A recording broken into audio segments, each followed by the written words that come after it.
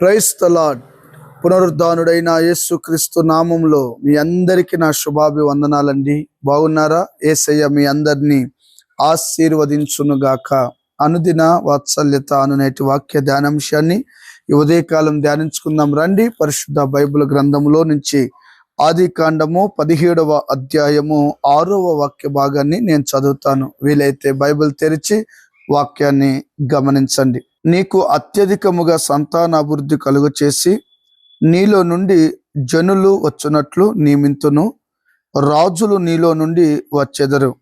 నేను నీకును నీ సంతానమునకు దేవుడనై ఉండునట్లు నాకును నీకును నీ తరువాత వారి తరములలో నీ సంతతికి మధ్య నా నిబంధన నిత్య నిబంధనగా స్థిరపరచెదను. దేవునికి మహిమ కలుగునుగాక. ప్రియమైన దైవజనమా, చదవబడిన ఈ వాక్య భాగంలో నుంచి దేవుడు ఈ ఉదయకాలం సూటిగా నీతోనే మాట్లాడుతూ ఉన్నాడు. అబ్రహాముతో దేవుడు ఒక చక్కటి ప్రమాణపూర్వకంగా వాగ్దానంతో కూడిన మాట మాట్లాడాడు.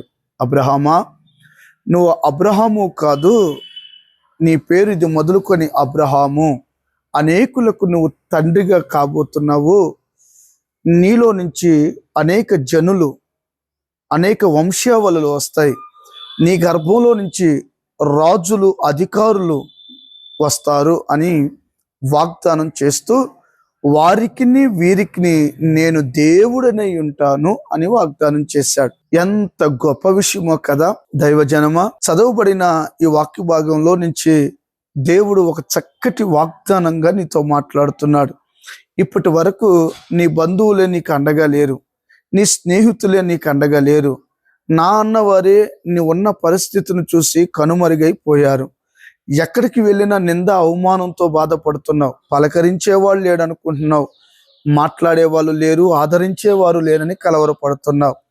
ఎందుకో ప్రభు ఈ ఉదయకాలం నీతోనూ నీ కుటుంబంతోనూ ఈ వాక్యాన్ని వీక్షిస్తున్న ప్రతి బిడ్డతో నా దేవుడు మాట్లాడుతున్న ఒక చక్కటి మాట ఏంటో తెలుసా?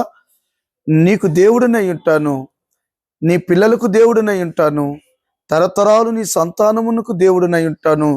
నీలో నుంచి వచ్చిన గర్భంలో నుంచి వచ్చిన ప్రజలు రాజులుగా ఉంటారు, వారికి నేను దేవుడై ఉంటాను. అద్భుతం! ఎంత చక్కటి వాగ్దానం అండి. ఈ రోజున నిన్ను పలకరించే వాళ్ళే లేరు కదా, సపోర్ట్ చేసి ధైర్యపరిచే వాళ్ళే లేరు కదా, వెనుతట్టి నేనున్నా అని చెప్పేవారు లేరు కదా.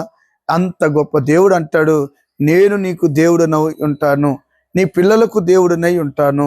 అద్భుతం! ఎవరైనా చెప్పగలరా?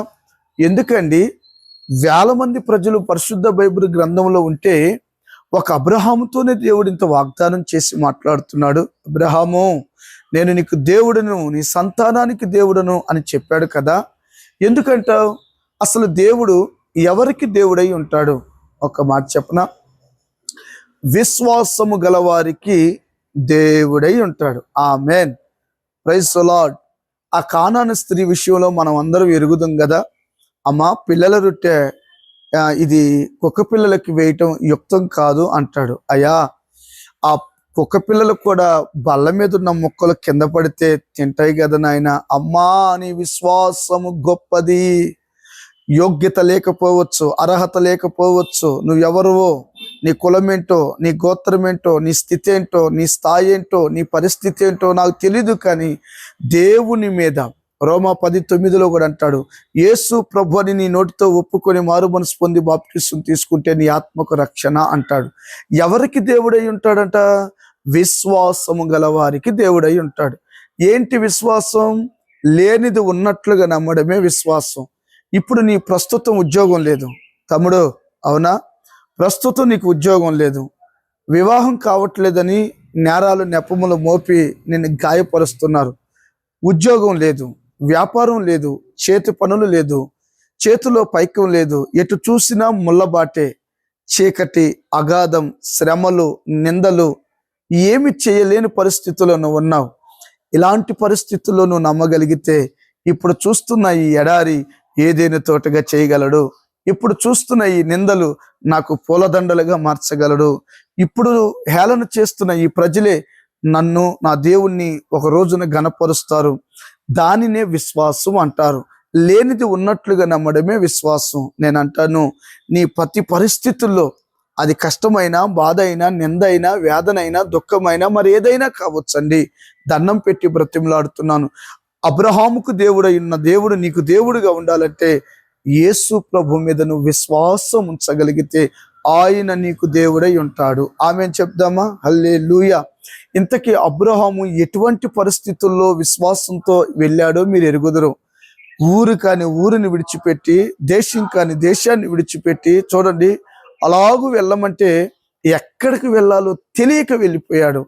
అందుకనే ఇసుక రేణువుల వలె, ఆకాశ నక్షత్రముల వలె అబ్రహాము సంతానాన్ని దేవుడు ఆశీర్వదించాడు. ఈ వాక్యం వింటున్న దైవ జనమా, దండం పెట్టి బ్రతిమలాడుతున్నా. ఇన్ని సంవత్సరాలు మందిరానికి వెళ్తున్నావు కానీ విశ్వాసం లేదుగా. ఇన్ని సంవత్సరాలు భక్తి చేస్తున్నావు కానీ నీ ప్రార్థన మీద నీకు నమ్మకం లేదుగా. ఇన్ని సంవత్సరాలు ఏదేదో దేవుని కొరకు చేస్తున్నావు కానీ నీ పరిపూర్ణమైన ఆ విశ్వాసము, నమ్మకము, స్థిరత్వం నీలో లేదుగా. ఈరోజు ఈ వాక్యం విన్న తర్వాత అయినా నీలో అచంచలమైన విశ్వాసాన్ని నువ్వు నరాల్లో, ఎముకలలో, మనస్సులో, ఆలోచన విధానములో నువ్వు విశ్వాసం కలిగి బ్రతికితే నిశ్చయముగా యేసయ్య నీకు దేవుడిగా ఉండి అబ్రహాముకి ఇచ్చిన వాగ్దానం నీకును నీ సంతానముకు అనుగ్రహించి ఆశీర్వదించునుగాక. ఆమేన్. దేవుడి మాటలు నీ జీవితంలో స్థిరపరచునుగాక. తలలు వంచండి, చిన్న ప్రార్థన చేద్దాం. ప్రేమ కలిగిన తండ్రి, మహాపరిశుద్ధుడు అయిన దేవా, నువ్వు అబ్రహాముకు ఒక్కడివే దేవుడు కాదు నాయనా, విశ్వాసం కలిగిన ప్రతి వారికి దేవుడు కనుక విశ్వాసం లేని బిడ్డలను బలపరిచి విశ్వాసంలో స్థిరపరిచి సిద్ధపరచండి. యేసు నామమున అడుగుచున్నాము తండ్రి. ఆమేన్. ఆమేన్. Thank you. God bless you. దేవుడు మీ అందరిని ఆశీర్వదించునుగాక. గమనించండి, అనుదిన వాత్సల్యత అనే ఈ దైవ వర్తమానాలు ప్రతిరోజు వీక్షించండి, అనేకులకు షేర్ చేయండి, తెలియపరచండి. ప్రభు మిమ్మల్ని దీవించునుగాక. మీ ప్రాముఖ్యమైన సమస్యలు ఏమైనా ఉంటే కామెంట్ రూపంలో తెలియపరచండి, లేదా వ్యక్తిగతంగా మాట్లాడాలనుకుంటే మా ఫోన్ నెంబర్ ఉంటుంది, ఫోన్ చేయండి. Thank you. God bless you.